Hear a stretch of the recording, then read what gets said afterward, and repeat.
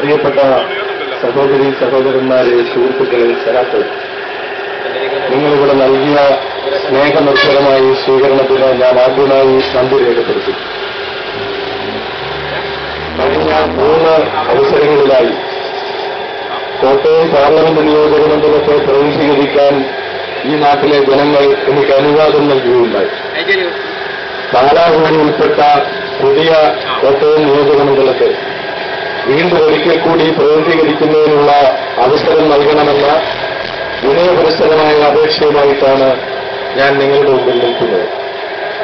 ഇതിനു മുമ്പ് ഈ മണ്ഡലത്തെ പ്രതിനിധീകരിച്ചിരുന്ന എല്ലാ സന്ദർഭങ്ങളിലും ഈ നാട്ടിലെ സാധാരണക്കാരുടെ ജീവിത പ്രശ്നങ്ങൾ നമ്മുടെ പാർലമെന്റിൽ ഉന്നയിക്കാനും പരിഹാരം തേടാനും ഞാൻ പരിശ്രമിച്ചിട്ടുണ്ട്.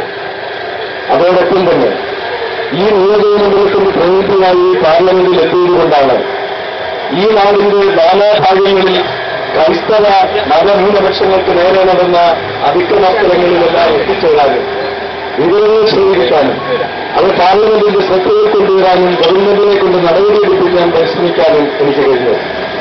വീണ്ടും ഒരിക്കൽ കൂടി അത്തരമൊരു സന്ദർഭം കിട്ടിയാൽ ആ പ്രവർത്തനങ്ങൾ തുടരുമെന്ന് ഈ അവസരത്തിൽ ഞാൻ നിങ്ങൾക്ക് ഉറപ്പു നൽകുന്നു. നിങ്ങൾ എന്നിൽ അർപ്പിച്ചിട്ടുള്ള വിശ്വാസം ഒരിക്കലും ഞാൻ ദുരുപയോഗപ്പെടുത്തിയിട്ടില്ല.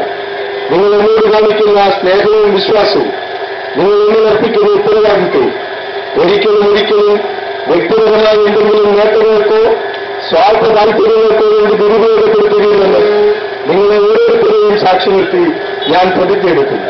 ഇടതുപക്ഷ ജനാധിപത്യ മുന്നണി സ്ഥാനാർത്ഥിയായി മത്സരിക്കുന്നതെന്ന് അരിവാൾ ചുറ്റിക നക്ഷത്ര മലയാളത്തിൽ വോട്ടുരേഖപ്പെടുത്തി അനുഗ്രഹിക്കണമെന്നും വീണ്ടും ഒരിക്കൽ കൂടി ഈ പാർലമെന്റ് നിയോജക മണ്ഡലത്തെ പ്രതിനിധീകരിക്കുന്നതിന് അവസരം നൽകണമെന്നും വിനോദത്തിൽ അപേക്ഷിച്ചുകൊണ്ട് ഞാൻ എന്റെ ചെറിയ വാക്കുകൾ നിർത്തുന്നു.